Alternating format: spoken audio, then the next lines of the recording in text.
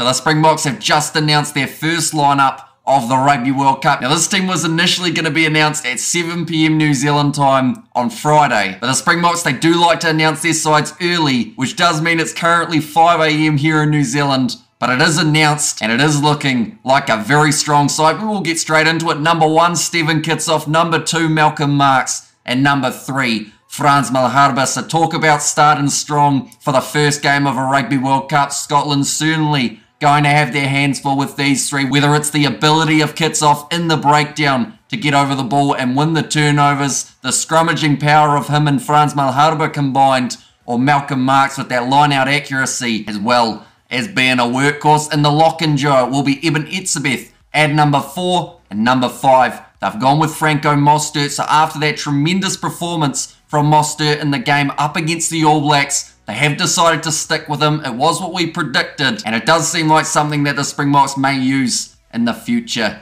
As well, looking at the loose forward trio, this is where there's a little bit more of a change than we did anticipate. Number 6, they have gone with who was expected with Sia Khaleesi. He is also going to be the captain. Number 7, Peter Steftotoy. But then this is where the little bit of a surprise comes in. Number 8, they've gone with Jasper Wiese. Now, he hasn't been in the best form overall throughout 2023. Dwayne Vermeulen, a very solid option. They have opted to go with him off the bench rather than in the starting side. So a big opportunity here for Jasper Wiese. Try and find his form once more. In the back line, it will be Faf de Klerk at number 9 and number 10. They have gone with Manie Libbok, so going with the experience alongside the young Libbok, who after that last game up against the All Blacks will be playing with a lot of confidence, getting himself try assists as well as a decent kicking accuracy. Out on the left wing, they have gone with Cheslin Colby, so opting not to go with Makazole Mapimpi in the starting lineup for this fixture. Number 12, it is Damien Dialende. Number 13, B and Jesse Creel, so they have gone with a more experienced duo. In the midfield combination, I know a few people wanted to see Andre Esterhuizen and Kanan Moody once again get that opportunity in the midfield, but they've decided with the first game of the Rugby World Cup, they want to go with the players who have been there, done that, and that is what you get with those two. Number 14, it is Kurt Leorinsa, a man who has not been there, done that, but he has got an incredible ability of being able to score tries. And then number 15, to close out the starting side, it is Damien Valimza. So they have opted to leave Willie LaRue also out of the starting 15. Looking through at the bench, it will be Bongi Manumbi at number 16, number 17, Oxner Shea, and number 18, Trevor Nakanye, so no Vincent Koch.